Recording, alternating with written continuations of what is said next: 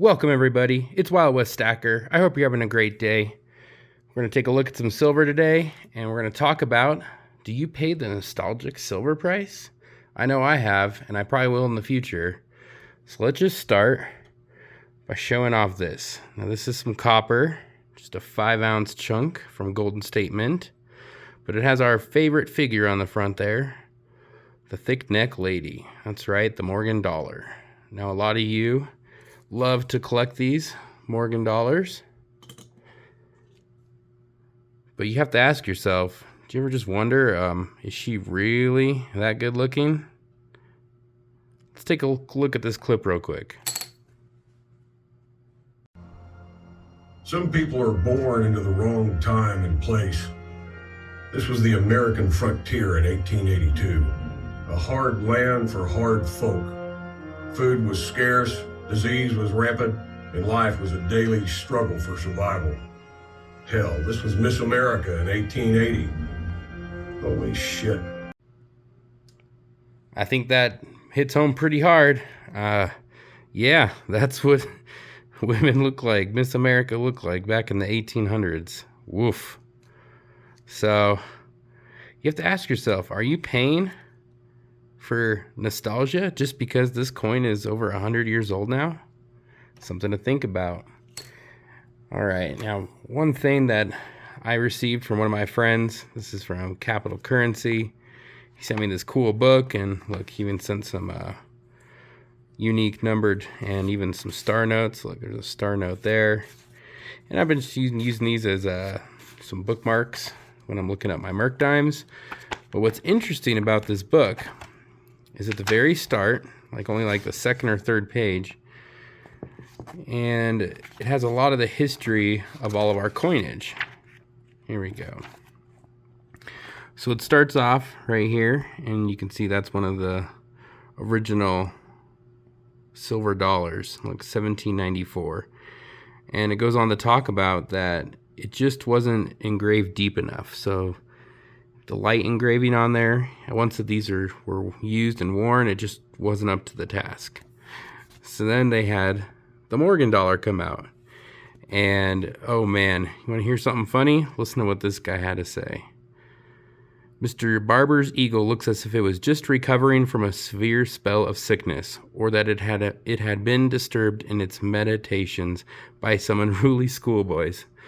Mr. Morgan has a good idea of America's proud bird of freedom, and his original design showed an eagle with wings that nearly enveloped the whole coin. Its wings were so large that Dr. Linderman, no doubt, feared it might get loose and fly off, so he ordered its wings clipped. In this position it will appear to the public. In its talons is a dart, containing only one feather at the tip of the barb. The director ordered more feathers so that the barb would present a ship-shaped appearance and not be liable to fly off lopsided. The head of the Morgan eagle is very poor, and the wings are badly managed. The Barber design shows the eagle with its wings as if just unfolding for flight. The motto furnishes the text for many quips, especially from those papers which denounce the silver delusion. He was not happy about that. I believe on this next page it goes on to talk about that the original design, they called this the chicken. And I mean, we all know that the lady had a severely thick neck. So quite interesting to learn a little history about the Morgan dollar. And so we have to ask ourselves, why are we paying so much for these Morgan dollars? I mean, true, look at that. It looks like a chicken, doesn't really look like an eagle. We got this lady here with a thick neck, a very broad face. So why are we paying more? Is it just for the nostalgia because it's old? And honestly, I think it is. Prior to 2021, these were selling for very reasonable amounts. A lot of people were stacking these, kind of like this. Even the Liberty Walker. People were just stacking these like normal, and all of a sudden, because of the nostalgia, the prices have ramped up. So, I mean, it's not just the Morgan dollars, it's also the peace dollars. These things are going up like crazy. And it's probably because, we're at the 100-year mark, 1922 to 2022, so we're there. they're now in that nostalgia area, so I have a feeling that these are all going to go up too. Here's my other little silver dollar I got there at 22. Pretty cool. And now I picked these up just because they were inexpensive at the time, but now they're more collector's items, and so I'm not really picking them up. I am trying to get away from this nostalgia and pick up things like this instead. So this has 1 troy ounce of silver in it. See what says copy right there? Ooh, extra shiny. And these are by that 9 Fine Mint. A great job. So notice they don't have a date on them. Woo! Compared to the real silver dollars. They just say 1 ounce. But to me, I'd rather get a full ounce. Instead of these are like 0.77, what is it, 83 or something like that. So a little over 3/4 of an ounce. And you get a full ounce of silver here. So that's my take on it. That's what I've been doing. And in fact, I mean, I don't have a lot of these Morgan dollars. But what I did do last year on Apmex, they had these. And honestly, these are some of the cheapest silver I have picked up. This is a full tube of 20. And if you can see right there, the HM, so these are from the Highland Mint. They're very proof-like. Almost has a little bit of color going on, some toning right up here. But these are 1 troy ounce as well.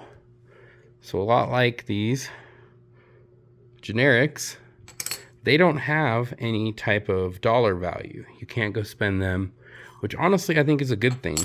If somebody were to inherit these, let's just say my whole family died in a crazy plane crash or something, and one of my nephews received these, I don't want them going to the bank and spending this dollar. I'd rather have something like this that has no dollar amount. They might have to go to a coin shop or something, or a silver place. Even a pawn shop would probably give you more money than face value here. So not too fan of these, but I am a big fan of all the generics. And honestly, the best time to pick these up is right around Black Friday. I received this entire tube of 20, and they were only $25 an ounce shipped. Not a bad deal at all. Definitely like that. These are really good looking rounds from the Highland Mint. They've got a little toning, it looks like, on there, but that's okay. So let's take a look at how they also get us in our nostalgia. Okay, so sometimes you might see these, and these are some pretty okay. I mean, they're, what is it, PF69. You know, these are graded by NGC. And I picked these up because they were very inexpensive. It was $30 for each of these. And I thought, hey, for a graded coin, that's about a 3/4 of an ounce, just barely over each of a troy ounce silver. Not bad. But again, I've seen a lot of people that will spend a lot of money on these just to complete sets. So another thing that they can get us with their nostalgia. And honestly, that's probably the best looking eagle I've ever seen. I really like that eagle right there. Yeah, keep that one up. Now you can get nostalgia with a little bit of some 40%ers. Some of our stackers in the community, like Mad Stacker, have a whole bunch of this stuff. Now he's not nostalgic about it, he just gets it at a good price. And that's a great reason to pick up the 40%. But if you're into the 90%, some of you were picking this up at, oh, there's a 40%er. Some of you got these at really good deals. And some of you are paying crazy high premiums now because the Constitutional has gone up by a significant amount. I would recommend just get these when you can at a deal, but you're not going to want to pay a lot of money like you are for these Morgans. Not worth it at right now. Maybe you picked up some of these, like some Seeded Liberty quarters, some Barber dimes, a whole bunch of Barbers, even an old quarter. Thanks, Cap. And these are fun. Most of these I've actually won. I did pick up one of these quarters because I just wanted one, and I paid that nostalgia tax. I mean, that quarter's probably only worth about $4, $5, and I paid a little over 20. Once again, I'm paying that nostalgia tax. All right, now another one that I've seen recently are the 5 pesos. What's really cool about these coins is they say, look, 30 gramos ley, 0.990. And that means it's got, by law, if that's ley, it has 30 grams of 90% silver. Really cool coin. They came out with these in 1947 and 48. The 47 is the more rare of the two. They didn't mint nearly as many. You have Chief Cuauhtémoc there. And just like the Libertad, it has the eagle eating the snake. Pretty cool. When you can get these for a discount, definitely pick them up. It's really rare to see the actual written amount of silver on a coin. The old Mexican mintage did that. I wish they all stuck with it doing that way. For instance, here's an old 1822. It's a King George.